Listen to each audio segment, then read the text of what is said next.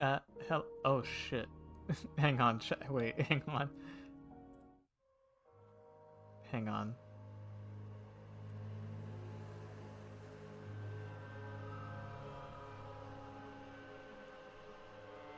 Hang on. Whoa. Okay. Am I alive? I'm alive. Okay. Excellent. Um. Jesus. Minecraft. Uh. Yeah. Okay. Got. Oh shit. Did I open fucking Steam? I did. I opened Steam. I don't know how I did that. How did I do that, chat? Okay, well, while Steam is taking up my resources, um, today in let me fucking close Steam. Today in Minecraft, uh, I don't really have a plan, so I'm just gonna do whatever I want, and no one can tell me otherwise. Um, I'm probably gonna rant about Dark Souls in the entire stream. Also, hi, Sky. Um, finished DS3. Uh, I have played DS3, Dark Souls 3. I played it. Um, I don't remember if it was my first Dark Souls. I remember my friends used to talk about Dark Souls 3 when it came out. Uh, and I didn't really know what it was all about until I looked into it, and I thought it was pretty cool. And I played it. I was kind of bad at it. And then till later when I got into the other games, and then I got back into it. But with this replay through of the entire series, I've come to appreciate um more of what the old games brought to the table. Dark Souls 3 is a fantastic game. I think it does a lot of things about modernizing um both the mechanics of Dark Souls 1, but it loses out on some of the more complex and unique things that Dark Souls 2 have brought to the table. Um, the only reason why I wouldn't say I like Dark Souls 2 over Dark Souls 3 is because Dark Souls 2 has a lot of issues, um, and most of it, of course, has to do with the fact that I had played the Scholar of the First Sin edition, which changes up enemy placement and places items differently than how it was in the vanilla game. But I mean, what can you do? Um, Speaking on Dark Souls 1, I think Dark Souls 1 is, in my opinion, the best of the Dark Souls series. It is a great mix of systems that are very rigid. In this way, it's very consistent game, though you'll find most of the inconsistency that you might associate with Dark Souls and Souls games in general, coming from hitboxes, especially. And I know Dark Souls 2 had a bit of an issue with that. Interesting enough, I didn't find a lot of those issues with Dark Souls 3, and that might be because uh, invincibility frames in Dark Souls 3 were increased. So I didn't really have trouble with that, but you might find that more Dark Souls 1 and 2, especially 2, considering that in Dark Souls 2 you have to level up um an attribute much like you have to do with your health and endurance. Um and the game doesn't really tell you that, so That's another reason why I don't like Dark Souls 2. Uh, Speaking on Dark Souls 2 is, uh, I would say, mechanically, it is very complex. And that, I think that has to be like one of its strengths. It plays, funnily enough, a lot like Elden Ring, which would later reuse the systems of Dark Souls 2, power stancing, weapons, and basically meaning you can hold two weapons and use them simultaneously. Something that Dark Souls 3 didn't get to use for some reason. Uh, the stamina system is almost like completely redone.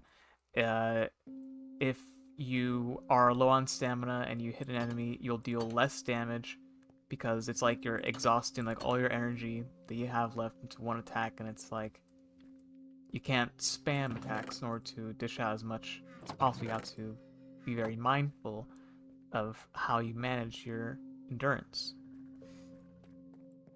All three games, I think, have issues with using affinity damage, such as fire, holy, lightning, etc. When you infuse it into your weapons. I feel that Dark Souls 2 kind of suffers the most from this because the not a lot of enemies seem to react to um to like your affinity damage, like you might see in like Dark Souls 1 or 2, except for maybe fire, which is unfortunate.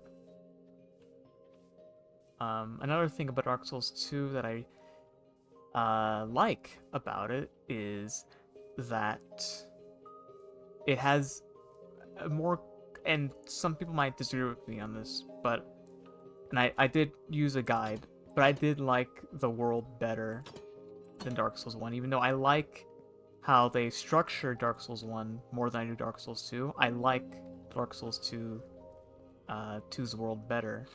And I think that has to do with the fact that, I don't know, it feels like they put a lot, and that goes into like the lore part of it, which I won't get into, but I think that has to do with the fact that a lot of the lore Dark Souls 2 is very contained. It doesn't seem to deviate from anything outside of it for Dark Souls 1. And that is like a pro and a con, but I feel like in this way, it kind of like, I don't know, the lore helps, what do you call it, put a crutch on that. Now on Dark Souls 3. Dark Souls 3 is the most linear of the games. It's not as open. I mean, you certainly can get to Lothar Castle, which is like the end game section of the game, like right at the start, if you choose to fight the dancer who gatekeeps the end game area. Though I don't know why you would do that, unless you're like a god tier gamer. Many people might get there by accident by killing Emma, who has to die in order for the dancer fight to begin. But even if you do kill her and you activate the dancer fight, you'll find yourself in a position in which you can't progress in that direction unless, of course, you kill her. Like, if you're very stubborn, you can kill her, the dancer, that is. But most people, I think, would give up and just go on to Vort, which is, of course, the natural route. And he takes you on to the undead settlement after you kill him. So it's a very, like, linear experience. There are only a few areas in the game that don't feel like tied to the like main part of the game. For instance, the Smoldering Lake underneath the Catacombs of Karthus is a optional area. Archdragon Peak is completely optional as well. I think that's all the optional areas. I don't remember if there's any other areas of Dark Souls 3 that are optional. Well, of course, the DLCs, which I'll get into after we talk about the main games, but the I think the linearity, is that a word, of Dark Souls 3, I think, is one of its faults. It takes away from, I think, kind of like the connectedness of Dark Souls 1, which, by the way, for Dark Souls 1, that's one of its main strengths, is that areas that you go to are connected to one another, and it feels like you gain like a sense of like accomplishment by beating these bosses and then connecting these areas so it gets easier to traverse this world that feels large. It really isn't that large, but at like when you play the game, it feels very large, and you don't really get to explore it that much because you be like, oh, well, I like to go back there, but I mean, it would take me getting through these enemies to get there. Of course, if you get to a point in the game, you will be able to fast travel. Um, However, they kind of circumvent the fast traveling thing for the time being by connecting areas via elevators or locked doors, and I think that is why I like Dark Souls 1 so much for its layout. Dark Souls 3 doesn't do this as much. It feels like most of the interconnectivity is contained within specific levels. Like you'll have parts of the of Lothric Castle, for instance, that connect to places only in Lothric Castle. There's no place in Lothric that connects to, say, the first area of the game, Lothric High Wall, or the High Wall of Lothric. So you won't feel as though you're really getting through these places in the same way. And I think that might be because you get to fast travel right off the bat. So they're kind of like, so like, what's the point of us interconnecting these areas if you can just fast travel at the start? And I think that's another criticism I have, is that for Dark Souls 2 and 3, you can fast travel at the start. You don't have to wait until like the midpoint of the game in order to unlock that.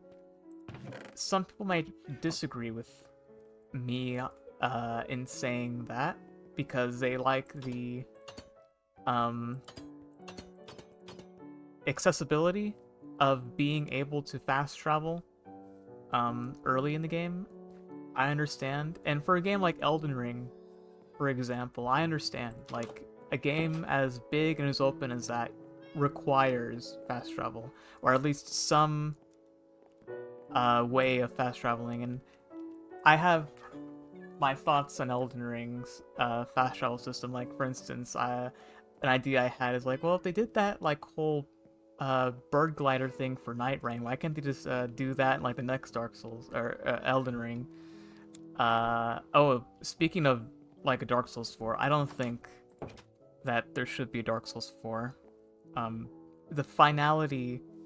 Well, I'll get into that later. So, anyways, yeah, I feel like Dark Souls 3 doesn't have as much interconnectivity. Now on to DLC. DLC for Dark Souls 1, you have the paint. I don't know. Was the painting? No, I think the painting of Ariamis was always in the game. I'm pretty sure. So I don't think that's a DLC area. Um, Artorias of the Abyss DLC is an excellent DLC. It puts together pretty much not all of the mysterious lore pieces of the game together, but it puts like a pin on one of like the overarching stories of Dark Souls 1, and that has to do with Knight Artorias the Abyss Walker. And I think DLC is really great on doing that while not pushing too far into the main game's how do you say it? Not constitution. More like how would you say? I say constitution because it's more like how like its not its toughness, it's not its structure, it's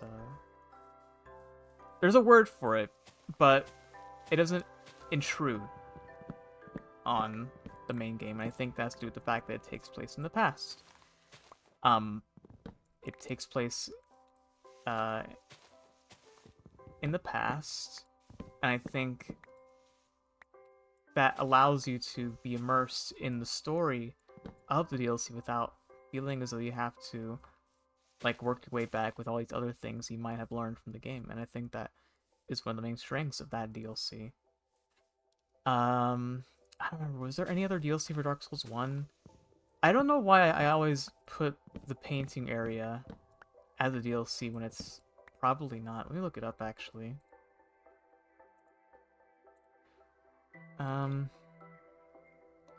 DLC for DS1. Yeah, it only has one. Okay. I didn't know that the painting was not a DLC. I always associate that area. If you don't know what I'm talking about, there's a section of the game that you can enter if you collect a special doll from the starting area of the game that you have to actually return to in order to get it. You can't just get it at the start. You have to return to the starting area, and you get this little doll. And if you walk towards this painting, it'll actually suck you in and take you to a, I guess, like, yeah, like a secret level type area. And yeah, I didn't know that was not a DLC. Very interesting. So yeah, Artorias the Biswalker is a great DLC. Probably one of the best in the series. Dark Souls 2. I think Dark Souls 2 has very good DLC as opposed to the rest of the game itself. And that has to do with the fact that there's this overarching story of these kings and these crowns that make up a larger story about how the the bedrock of the world, the roots of the world, are mired in these men who believe that they can circumvent the reality of things. And the reality for Dark Souls is that the world is and has been cursed from the start, and there's no real escape from this, no matter how far, for instance, how far down you go with the Sunken City DLC, no matter how much you try to hide it, for instance, with the Ice DLC, the Ivory King DLC, no matter how much you try to distract people with grandiosity and vanity, as in the Iron King DLC. And I think in that way, it's a very progressive? I don't know if that's the right word to use. It's a very intriguing set of DLCs. The first one I'd like to talk about is the shortest one, in my opinion, and that is the Sunken King DLC. It takes place in this city called Shulva, the Sunken City. It's a place you can enter. Oh god. Well, all the DLCs in Dark Souls 2, you enter from these shrines that you can open, I think, after you defeat Vendrick? I can't remember. Not Vendrick, Velstadt. But I don't think it's after Velstadt. Yeah, I got Vendrick and Velstadt mixed up because Vendrick is protected by Velstadt, his knight. Yeah, I don't remember how you access those. I think, oh, okay, well, no, I remember now. You need, like, special items that can open the way to the DLCs. I remember now. And you get there, and it's like this city that has this, like, dragon that's, like, the embodiment of poison. And, like, the whole story, is, I like how I'm getting into the lore of Dark Souls 2 first before I'm getting to all the other ones. And I guess it kind of went into the one about Dark Souls 1. Dark Souls 1 is about Artorias the Biswalker is about this knight who was part of like Lord Gwyn's like lackeys of. I don't think there were dragons there. I think they were just like his knights that he would use. And there was this like crisis going on in this city called Ulasil.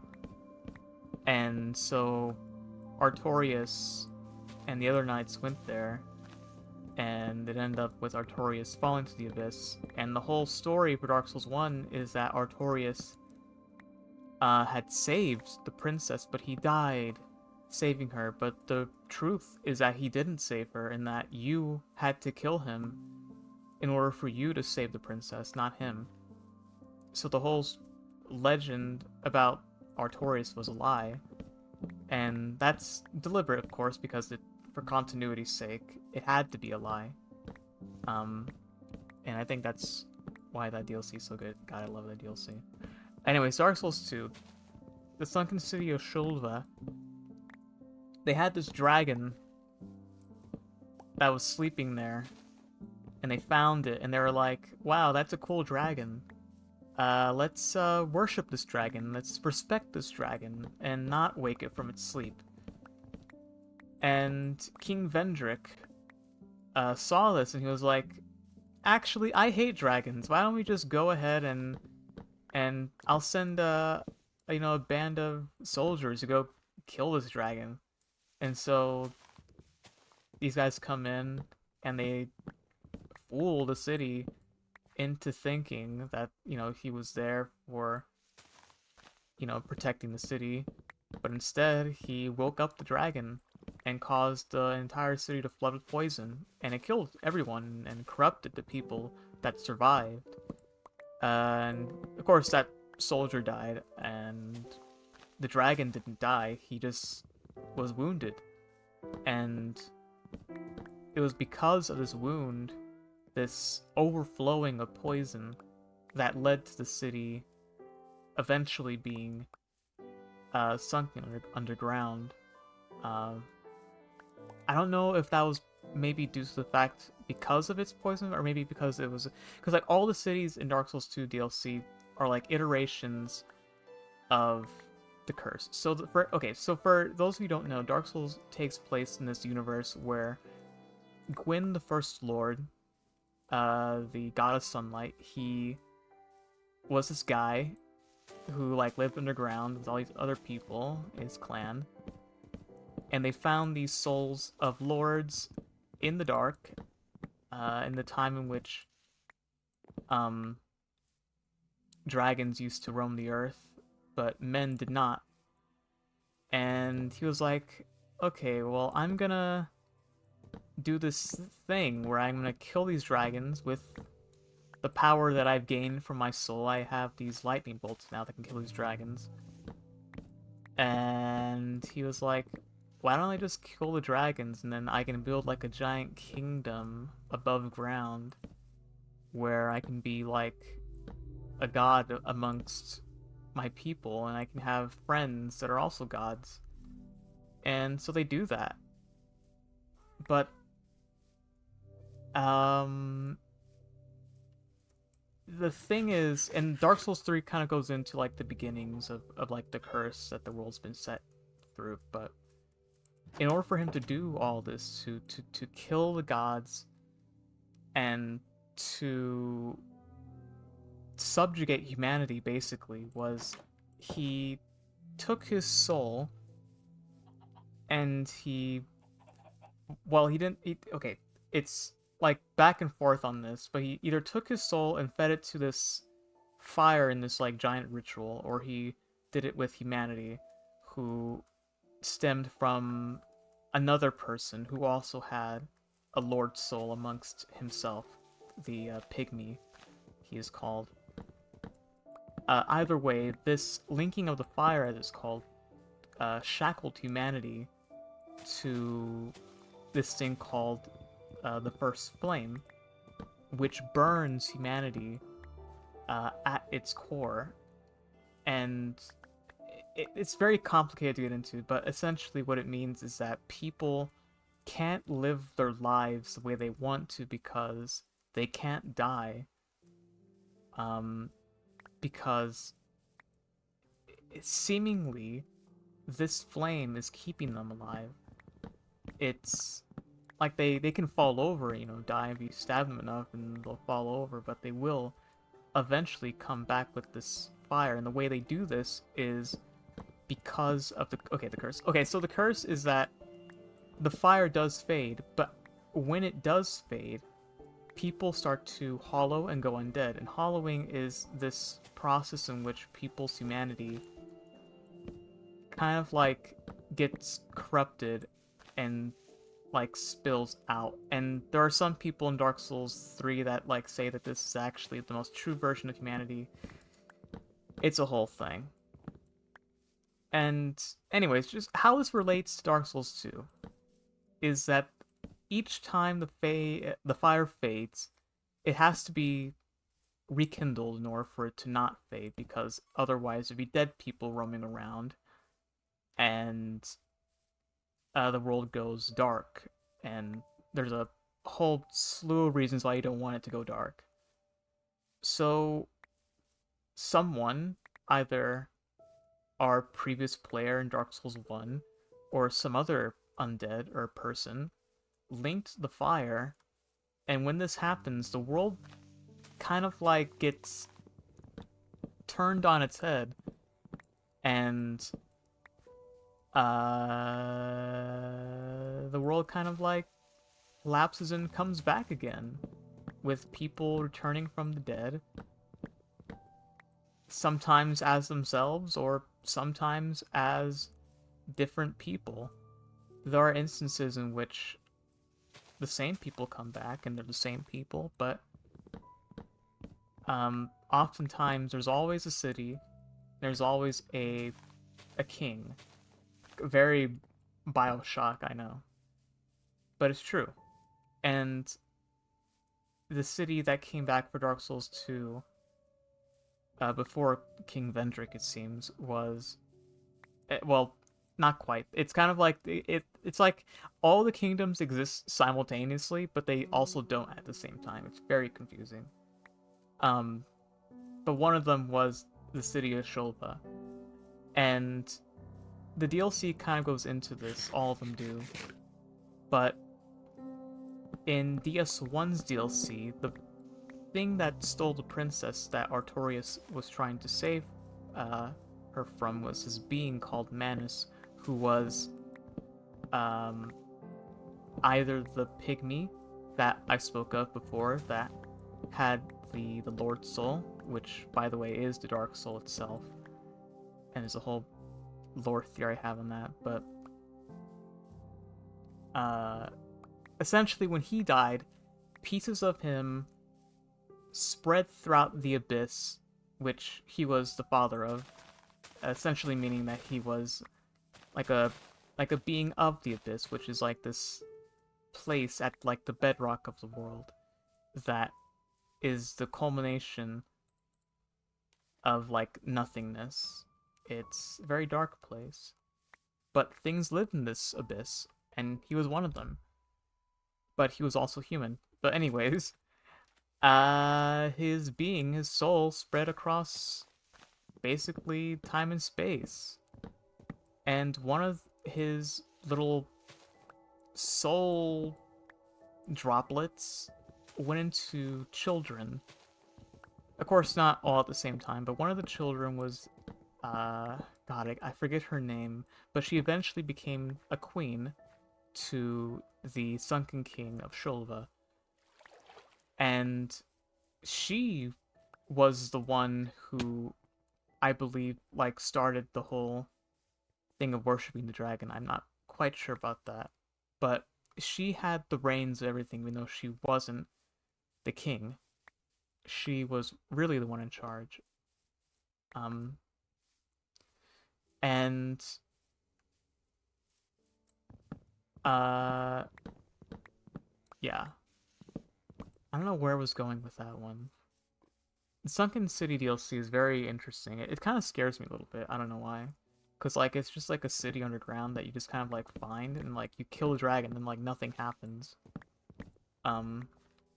Kind of like a weird DLC, but it is fun. The next DLC that came out, I think, was the Crown of the Iron King.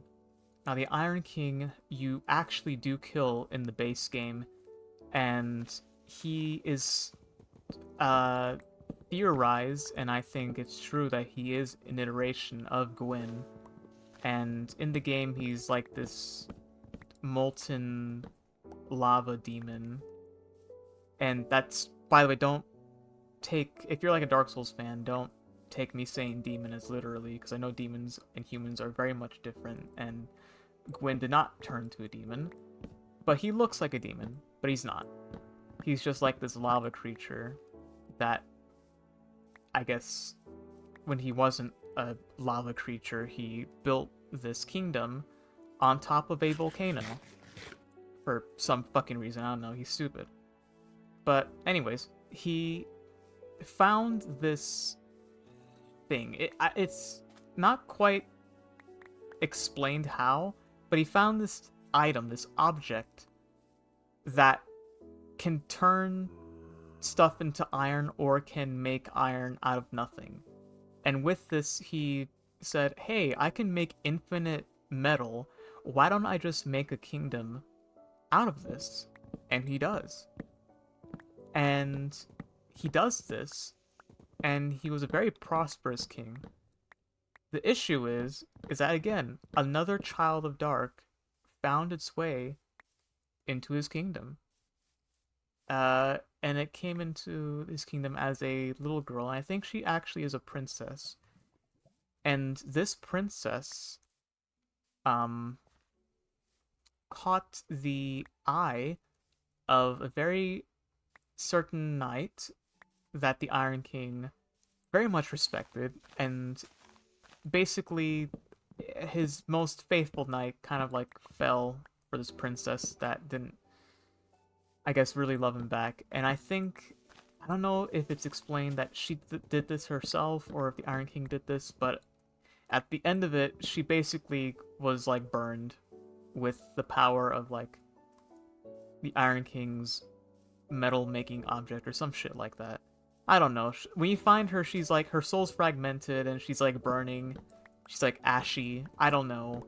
She's not doing okay, is basically the whole thing. And for some reason, the knight that loved her, went stinky, and he has like these fart powers that if he hits you once, it like kills you instantly. Not a fun fight. He is actually a fun fight. I'm being hyperbolic, but yeah, very interesting DLC. Oh yeah, and it also explains why all the Iron King's knights are like samurai, because like one samurai, or well, not a samurai because it's Dark Souls. It's they call it a man from a foreign land or Eastern land or something like that. Came to the Iron Keep and was like, "Hey, I'll be your knight." And the Iron King was like, "Okay, you can come in and be my knight."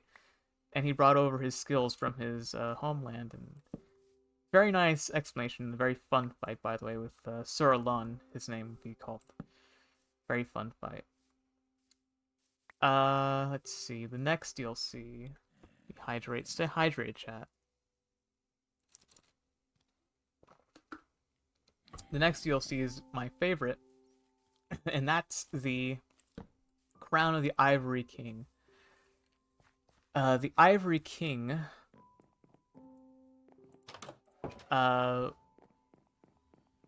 created, or I guess founded, a city, a kingdom called Aleum Lois. And it's this town, this city, this kingdom that either on his, it's kind of like not really explained either, but like either is the site, or through time manipulation and like universe manipulation of the First Flame, came to have the old chaos from Dark Souls 1, which, if you don't know, there was one other person in Gwyn's clan, the Witch of Izalith, who founded the Life Soul, and she tried to set rights to the mistake, the original sin that Gwyn had done with linking the fire with making her own. Because the flame was dying, she's like, okay, well, I'll just make my own flame, and I'll keep the world alight forever. Ended up with her making demons, and she like turned to a tree woman. But this fire that she made is still burning, very much so, at least in Dark Souls 2. And this fire, this old chaos flame, exists underneath a lamb lois. And at some point, one of the children of the Abyss finds her way to a lamb lois, and it's kind of like a somber story, because it seems like the Iron King did in fact know that she was a child of dark, but he didn't really care. Instead, he kind of like took care of her, and maybe loved her. It's a little bit like up in the air about that, but he very much so cared for her, even gifted her a sword. He let her stay in his castle, all this stuff. And he was like, okay, well, I can't just have this fire underneath our kingdom, so I'm gonna go, because it keeps, again, spawning demons, so you can't have that. So he's like, I'll go in and I'll just somehow fight the chaos, and somehow I'll extinguish it. Of course, you can't really do that with something as like that. I don't know what he was thinking, but he goes in there, and for some reason, after that, the world gets covered in ice, and the kingdom kind of like gets frozen in time. And the king is still down there when you fight him. He comes through this like Oblivion gate, very Elder Scrolls like, and he's all charred up. So are his knights. And a very fun fight. The DLC for the last one is very linear, but I think it's like the most fun, coherent, and I think a high point of Dark Souls 2. I like it a lot. And that wraps up Dark Souls 2 DLC. There are a lot of DLCs for Dark Souls 2, but they're all very nice. Only issues I have with them is they have very terrible runbacks for some of the bosses. Especially with the Frigid Outskirts for the Ivory King DLC. Don't even get me started. Right. Next DLC to talk about is for Dark Souls 3, and that has to do with the first one, which is the painting of Ariamis.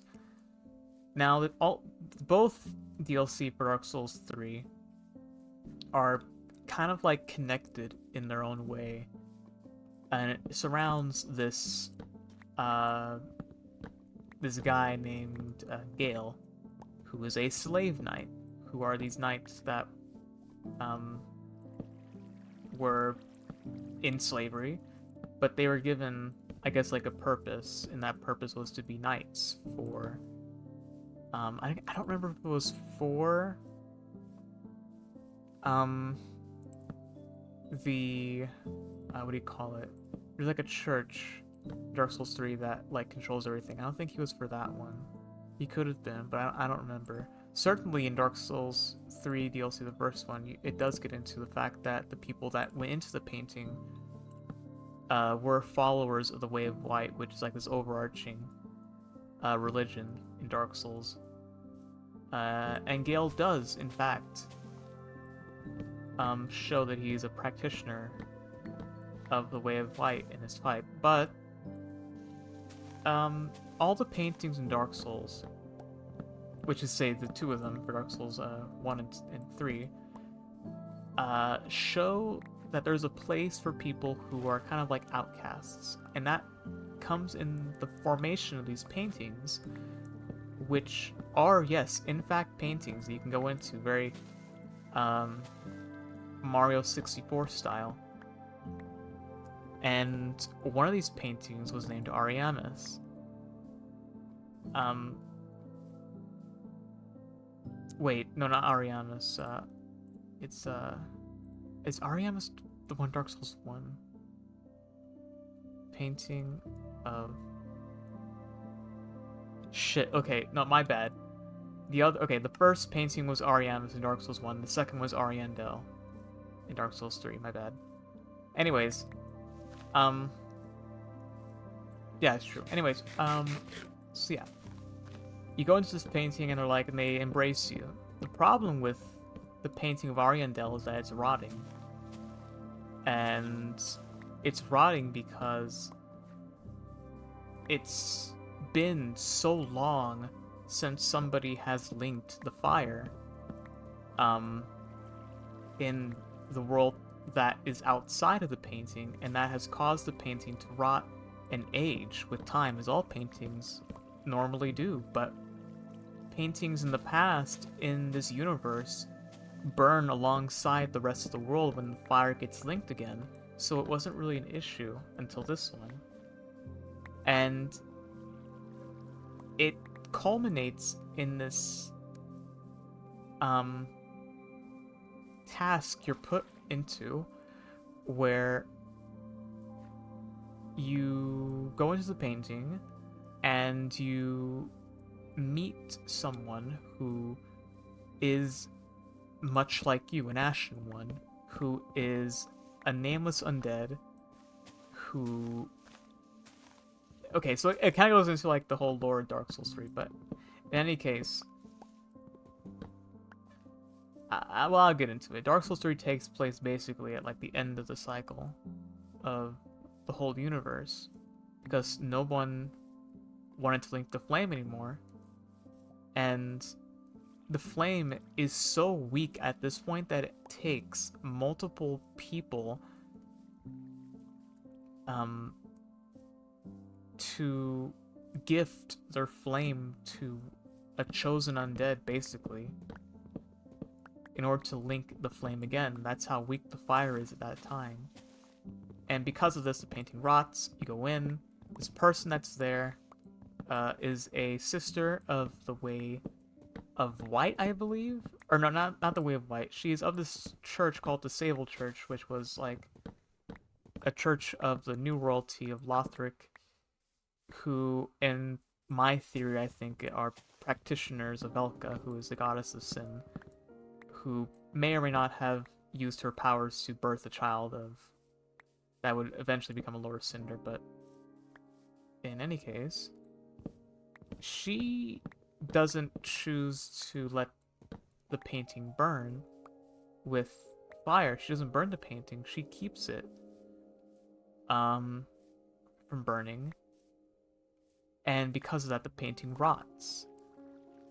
And it's not really explained how she keeps it from burning. We know that this person called Father Ariandel is there, and I think he may have been like a leader inside the painting before she came there. And he holds this like cauldron that has this flame inside of it.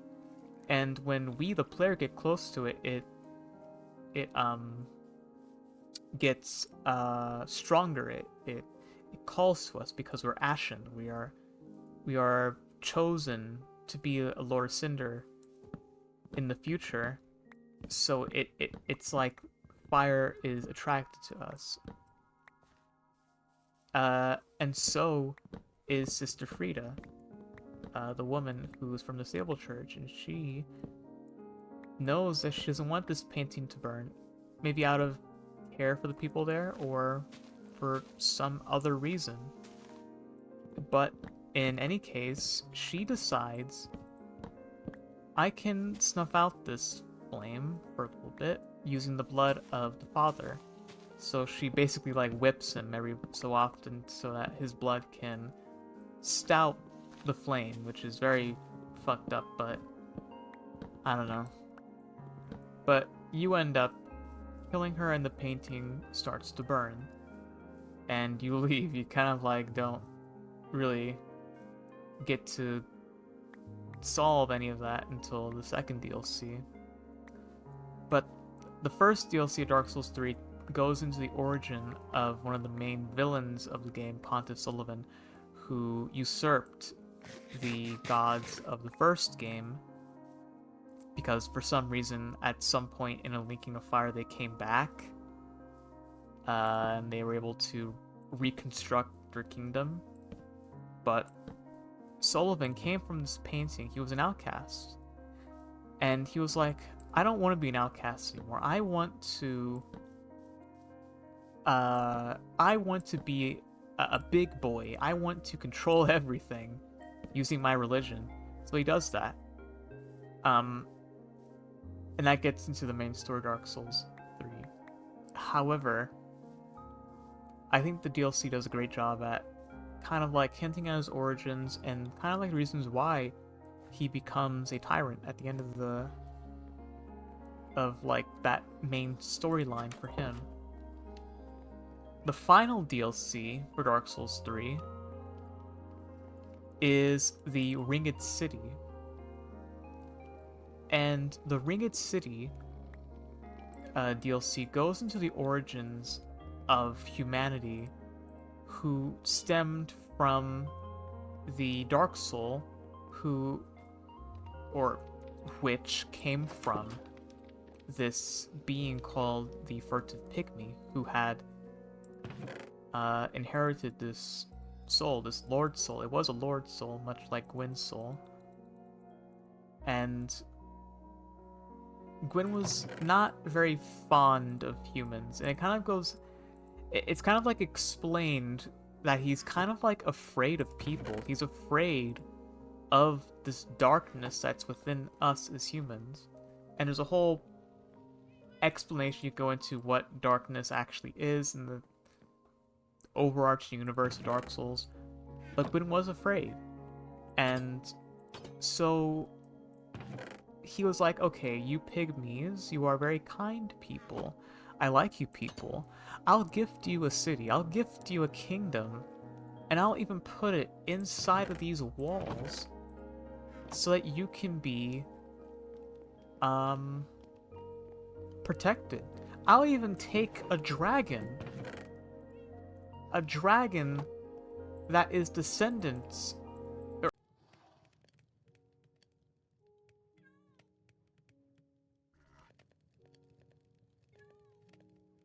Hello, chat, are we here?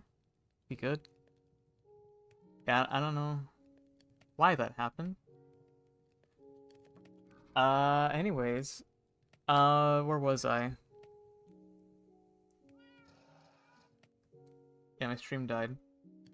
Anyways, so yeah, he gifted them the city, gifted them a dragon to protect them, these pygmies. However, he was actually shackling them secretly. This city is surrounded by iconography and symbolism of the linking of the first flame. Because amongst the undead that had arisen, of course, in the future when people started to die, people came back to life, and amongst these people who would be called the Accursed is this dark sign, this ring of fire that surrounds a part of their body. Either like you might find it on the back of their neck, on their leg, like wherever, you know? And this city is pretty much a symbol of this curse. It's literally a ring. And knights that would later be anointed in this city would later... Because the reason why he sent a dragon to protect this city was because it wasn't to protect the city, it was to fight back against the abyss that had been discovered. And he was like, I cannot have this abyss, this darkness, spread, so I'm gonna take this descendant of an ancient dragon and I'll send it down there so it could fight the abyss. I'll send knights with the help of one of my children, a secret child, who it seems to suggest that she actually might have been a child of Dark herself. I'm not quite sure, but the DLC kind of goes into that. Throughout the DLC, you kind of get jump scared by these locust men, these bug men, that are like, actually, the Abyss is good, and let the feast begin. They keep ending their sentences with let the feast begin because they're very hungry creatures that come from the Abyss. But they're kind of right in the sense that men and Abyss creatures are very much the same. We're all hungry, we're all loving people, we're all lonely, we're sad, we're angry. But the game says they think with their stomachs more than they do with their hearts, so they're very flawed creatures. But this princess, Princess Philionor, is a child of Gwyn. But one of the creatures kind of like suggests that she was either close to or from the Abyss, which questions or puts into question, why would Gwyn hate the darkness, this Abyss, so much if he had a child that was so close to it? It's very thought-provoking set of questions. Anyway, it culminates with these knights falling to the Abyss, like, as well. Just like Artorias did. And it kind of goes into it as well that they were searching for the Dark Soul within the Abyss, maybe? Because some of the knights are, like, bloated because they get filled with, like, bugs.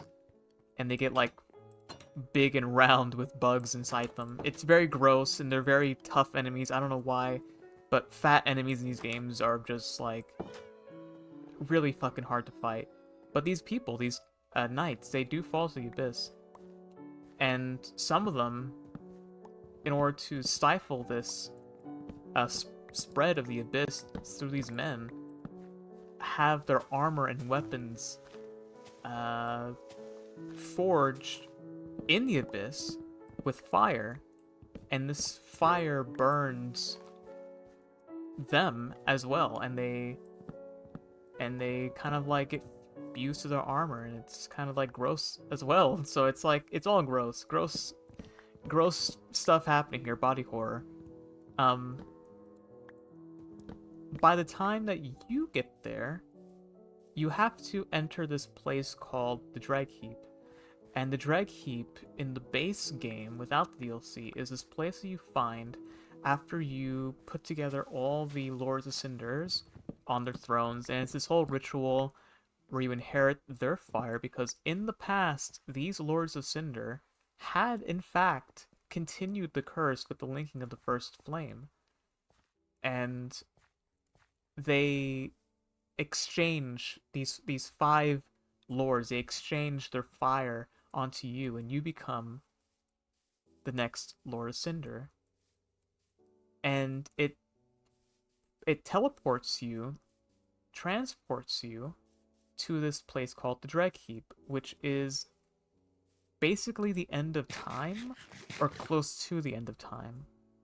It's, or maybe like a pocket universe where the kiln of the first flame exists, which, if you don't know, the kiln is where the first flame is. It's pretty straightforward.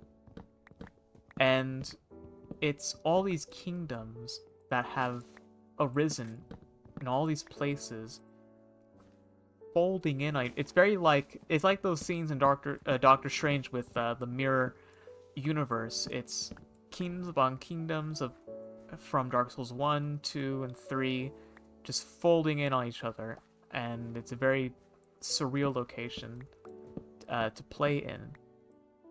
And when you get there, you are heralded, or guided, I guess you could say, by Gale. His shadow is pointing you in the direction you need to go, or for you to to progress through the game. And it's very fun because you get to see the Earthen Peak from Dark Souls 2 again, and there's a desert pyromancer, and you can get her set, and it's very, very fun. But you go through the drag heap, and it leads you to this pit where you find 2 demons, and in the fight, it turns out that these 2 demons are either children, iterations, offshoots of the demon prince that Prince Lorien in the base game was said to have slain in his time, and it's back. And in Dark Souls 3, the whole thing about demons is that they're a dying race. There are basically no demons in Dark Souls 3, not really. They all exist in this smoldering lake underground. The king, the old demon king, is like he's sick. He has no power left. Kind of a sad situation for the demons. But the prince, when you fight him, attempts to bring back the Chaos Flame from within him. It seems like in this fight, what do you call it? It culminates in this being that is trying to bring back the Chaos Flame that's dying. But of course he fails because you kill him, so it doesn't really matter. And it's a very nice arena. It takes place in Dark Souls 1's hub area that's been like sunken underground. It's very nice. Anyways, going through this, you find a banner that takes you via some very nice and helpful imps. They fly you to the Ringed City, a city that exists at the end of time. And you learn throughout the DLC that there's a princess that had basically put the city in stasis, and you learn that she is a child of Gwyn, and you find her sleeping, and there's a whole reason why she's sleeping, but when you wake her up, she's holding this egg, this like spherical egg, which is basically just like the body of a vagrant enemy in Dark Souls 1. There's a whole theory I have on that. But when you wake her, it causes this flash of light to appear from her. It seems like she does it deliberately. She makes this light happen. And when she does this, it teleports you into the future, to the very end of the world. And at the end of the world, you find that there have been so many linkings of the flame that the world has basically turned to nothing but a heap of ash. Kingdoms do still exist, but they are sitting upon hills of ash. And in the Ringed City where you were, it's not really there anymore. It's just like an ash shield, but there are some parts still sticking out, of course. But the princess is dead because she ages. She ages and she dies. However, when you get there, you find that there is still one person alive. Well, actually, a couple of people are still alive. There are some pygmies that are still alive. And one of the right-hand women of the princess is also still alive, but nonetheless, there are no people left. They've all been burned and turned to ash. However, you do find that Gale, the slave knight, is still alive. And when you find him, he's huge, he's hulking, he's bulked up. But walks like an animal, and he wants you to give him your dark soul. It turns out the whole time he was trying to get the dark soul for himself so he could give it to a person of the painting that you went into in Dark Souls 3's first DLC. And you fight, and he, through the fight, you cause him to bleed. And when he bleeds, he finds out that he's had the Dark Soul all along in the form of this blood, and that's really what he was looking for. He was looking for the blood of the Dark Soul, because the lady that he was going to give it to was going to use it as paint to make a new painting. But when he finds this out, he hollows, and there's a whole thing to why he starts fighting better. He's standing, and I think it's because at this point Gale has become the embodiment of man. At this point, he is man himself. He cannot be any more man than when he's at the end of fighting you, because that's basically what the Dark Soul had been from the start. It was humanity, or at least the most humanity it could be. The most human anyone could be is something that is standing but is no longer coherent. It's very, very interesting. In any case, when you do defeat him, you give it this blood to his lady, and she paints a new world for the people of the painting. And it's a very nice ending. And I think Dark Souls 3's DLC adds a lot to a game that has, in my opinion, little content to it. I mean, of course, I kind of steamrolled through most of it. Not really. I did find as many items as I could to read them and all this, and it only took like less than 40 hours. So I did indeed go through as much as anyone could really do in a casual playthrough, and I still did less than both Dark Souls 1 and 2. It's a very short game, Dark Souls 3, in a lot of respects.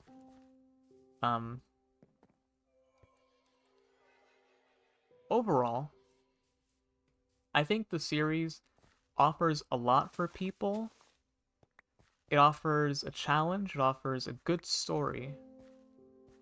That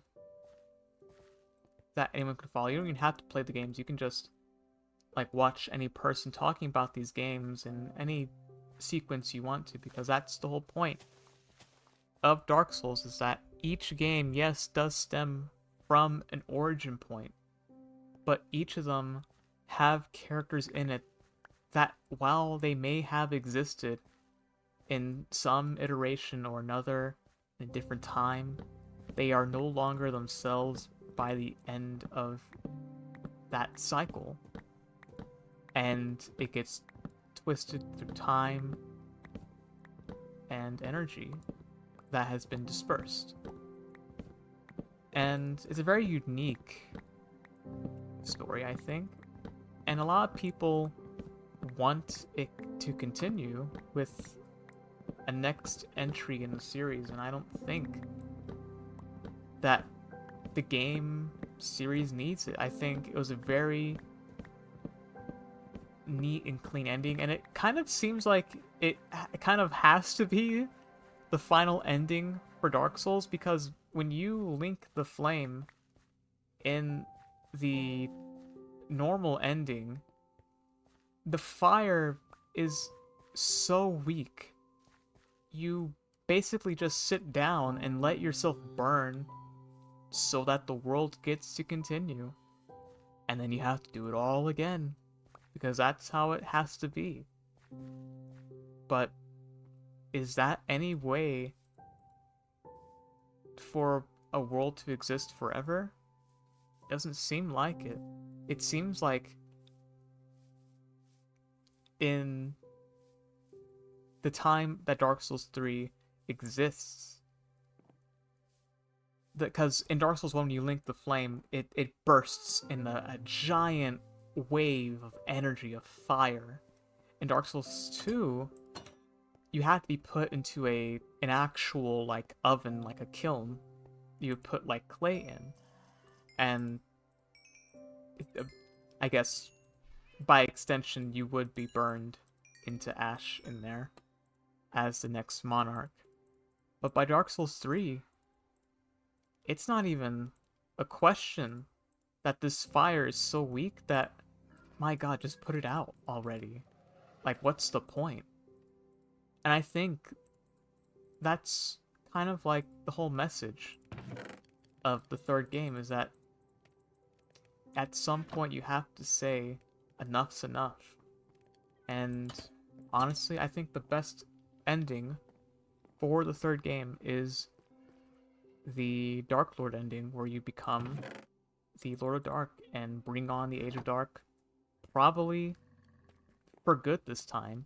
Of course, it won't be for good, because the nature of the flame is that it will come back again, no matter how much you try to stop it. That's the nature of the curse.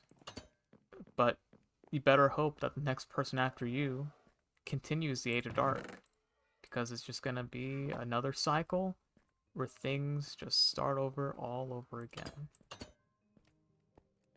And that's why I think the Dark Souls is one of the best fantasy series in gaming.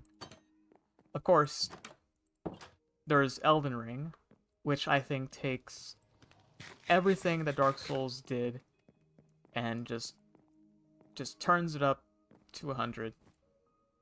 And I actually would put Elden Ring's universe above Dark Souls, because I think that Elden Ring takes more care into establishing a universe that's coherent in a way that Dark Souls cannot. And I think that is because, of course, Elden Ring is a much larger game, so you could fill it with more content and explain more things within it. Whereas for Dark Souls, you had to have multiple games to explain things, different things, and the same things over and over again to iterate what you were trying to tell us. But, you know, I mean, that's neither here nor there. I think they're both good. Oh yeah, so you might be wondering why I was cutting down all these trees over here. So what I wanted to do is I want to build like a swamp that goes through here. That goes through here. And I want to like do that.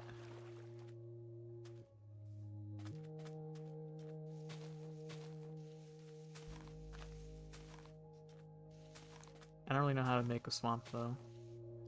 I could probably like take inspiration from that swamp that you find in like the starting area of Baldur's Gate 3. I like that area.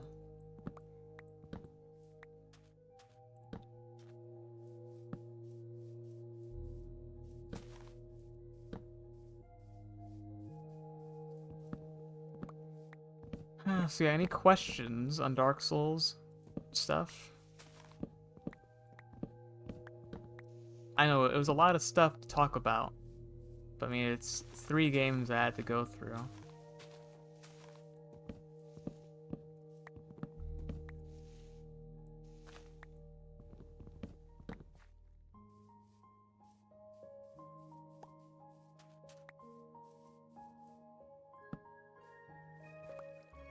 I guess like, would I like another Dark Souls game? I mean, I kind of like went through why I wouldn't want one. Like, I literally said I wouldn't. Like, I don't think that it needs another game. I think it's a very, not deliberate ending. It's kind of like already, like, set in stone that the world, it cannot be burned anymore. It's kind of like dead at that point, the flame. So you can't go another cycles. And we did actually get to see the end of everything in Dark Souls 3. It's not good. It's just a heap of ash. Like, what's the point if we already know how it ends? I mean, we know it ends with a guy looking for the Dark Soul and he dies. I think it's a nice ending. Nice ending. Maybe they're gonna put out a reboot.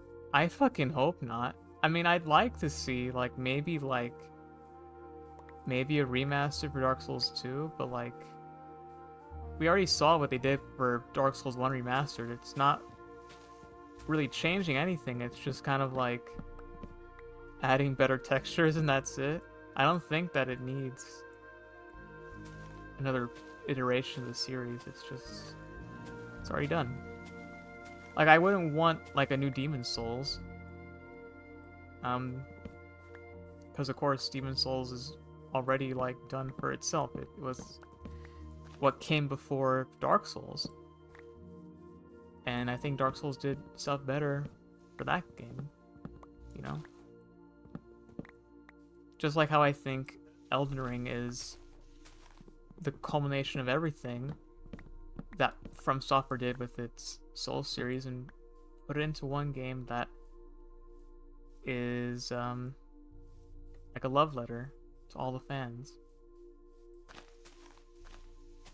And I want them to stick with that series. If there was an Elden Ring 2, I would be very much delighted. Probably more than any other person on the planet. I think I would. That keeps me alive. That there is hope. That there is another Elden Ring coming out.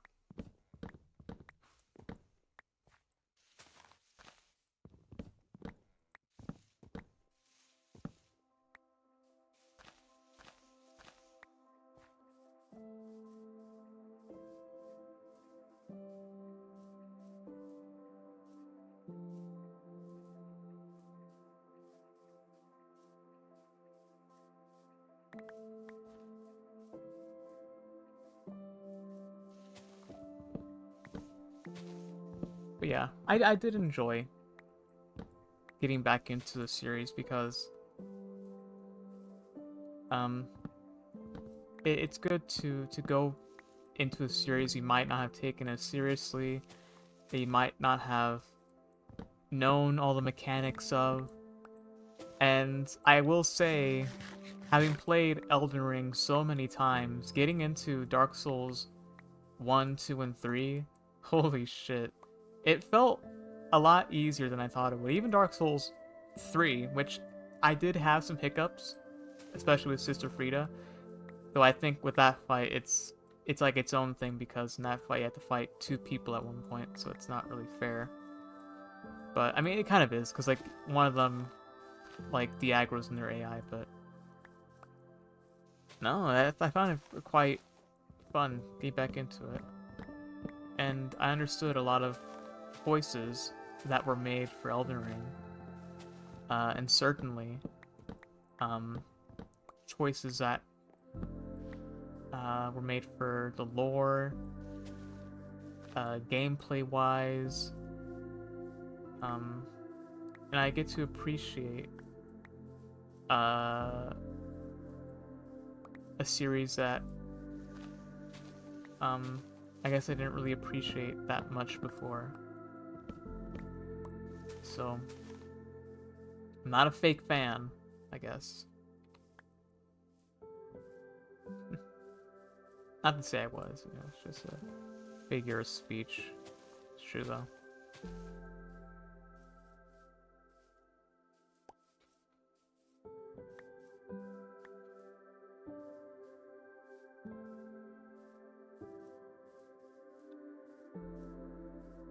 So yeah, I want to make like a swamp that goes through here. Not to the front. I do want to replant some trees out front here, though.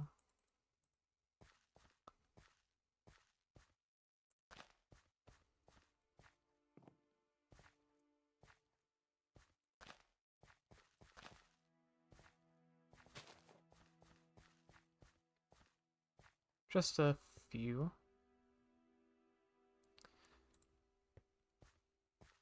So there'll be like a line, I guess, a natural line. The swamp comes in. I just gotta think of how I'm gonna do it. But now that all these trees are gone, I can finally see the house better.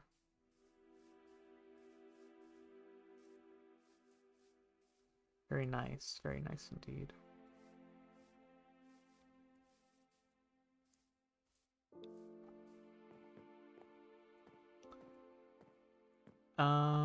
Let me put away this.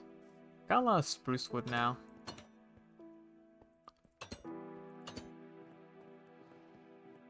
I was thinking I could,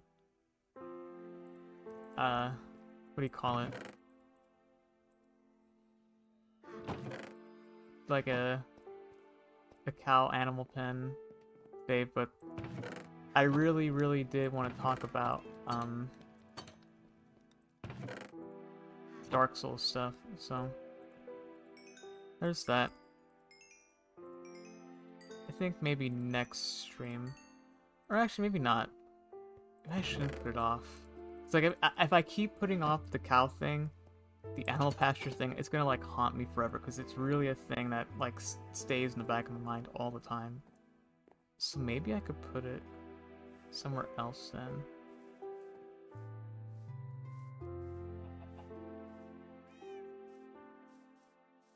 Or not put it somewhere else. Make it finally. I do want to put it here. Because, like, let me just see. Can't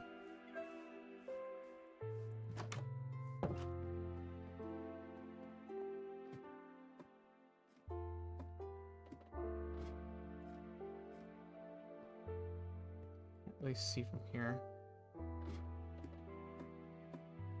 Gotta go to the house balcony.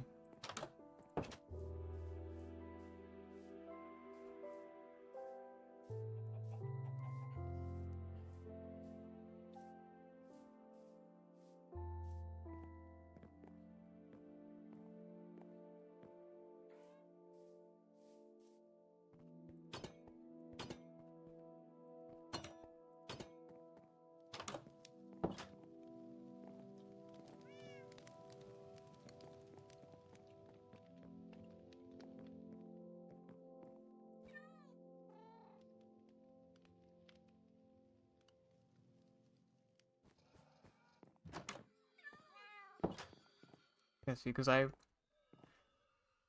you have the hypothetical swamp that goes through here, but like behind it, I was thinking like maybe I could put like maybe a pig pen at like the edge of it next to the chicken coop, and it's like, well, why don't I just like put the animals next to the swamp then, if that's like the case.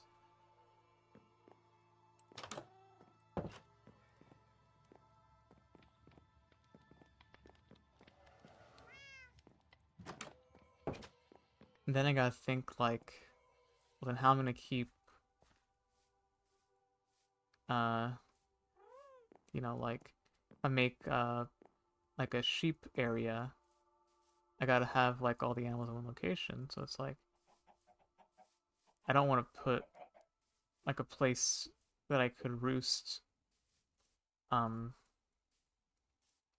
you know, like too far away from all those if I'm gonna put all the animals together. I think I could make like a cut through the woods. And maybe I can make like a ruined tower or something.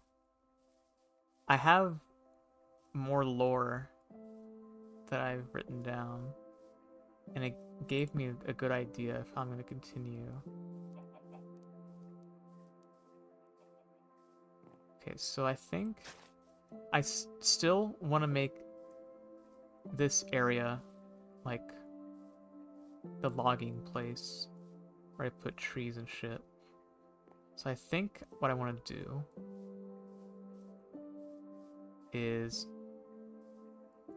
I want to cut through here.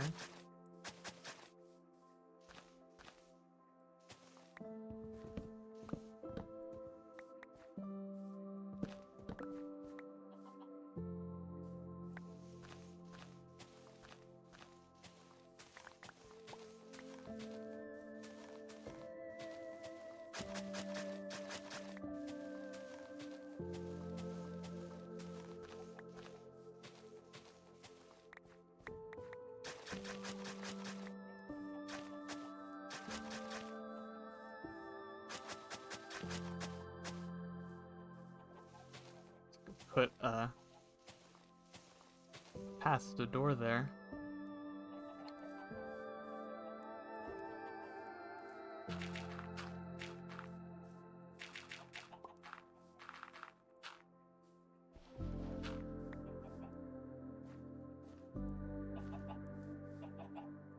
And I don't know why, but like my chickens have been like corralling themselves into like the corners. And I think it's because they think it's like maybe an open trap door. Yeah, it's an open trap door. So they think it's like a place you can go through. Maybe if I put like bush blocks there, they can like not do that. Not bush blocks, you know, like full blocks. I got eggs now. I gotta get the next chicken. What do you call it? The golden chicken. So I can get all the eggs. And that can be the ruler of all eggs. Egg royalty.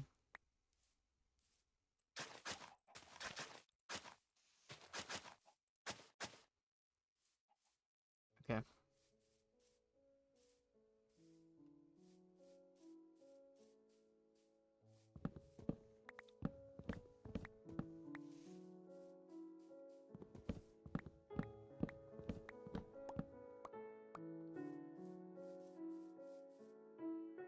So I think like having a line of trees would be good too.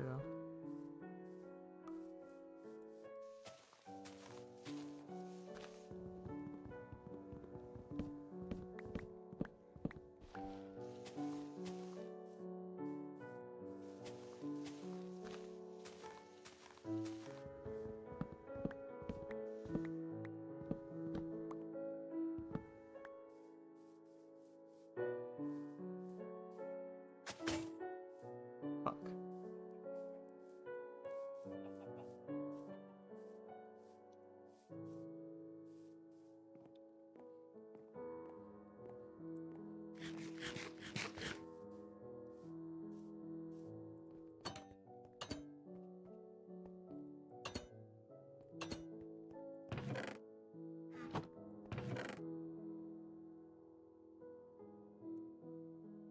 I don't want to use this though.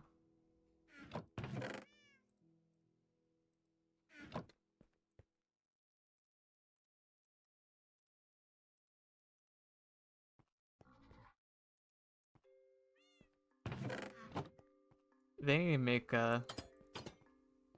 charcoal blocks already.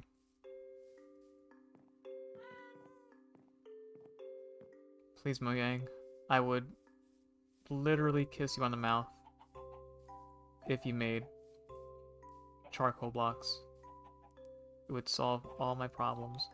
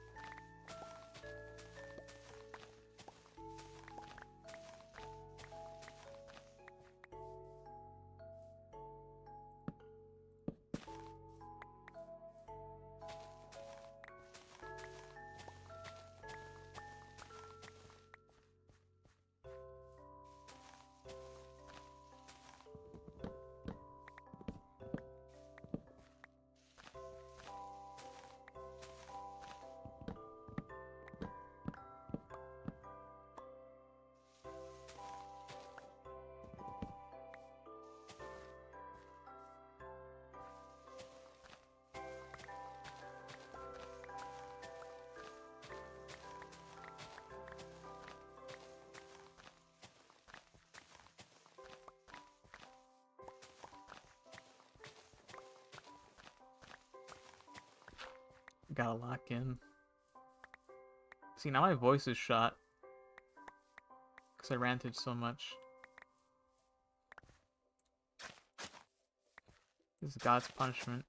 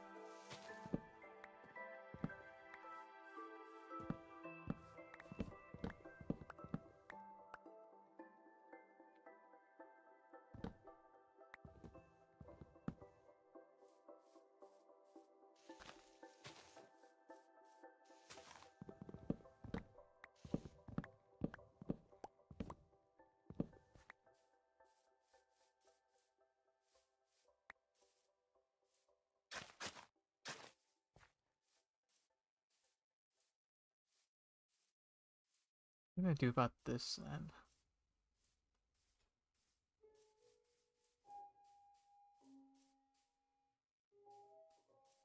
I gotta think about that.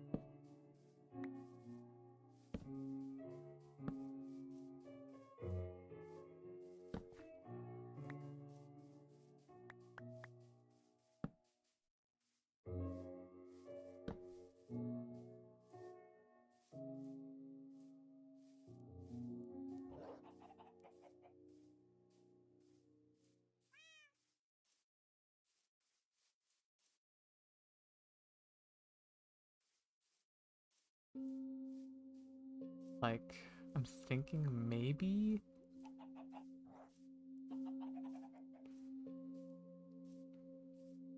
I could put the cows here.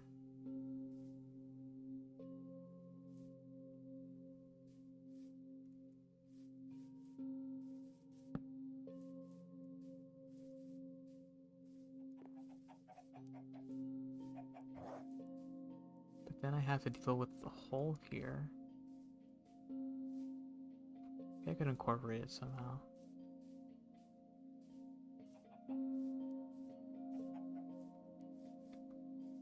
I don't know.